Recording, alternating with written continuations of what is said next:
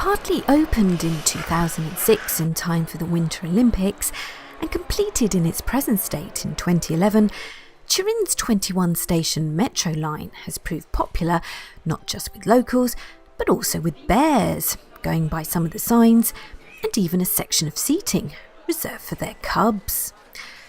A more romantic form of public transport to travel around the Piedmont capital is on the city's tramway network.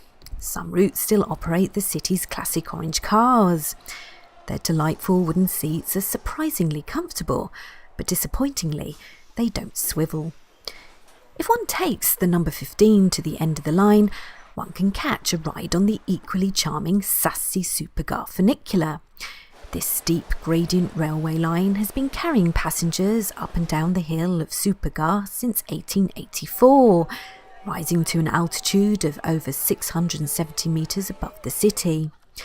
As well as offering some of the most breathtaking panoramas of Turin below, if it's not too misty, the funicular alights just a few hundred metres from the beautiful Basilica of Superga.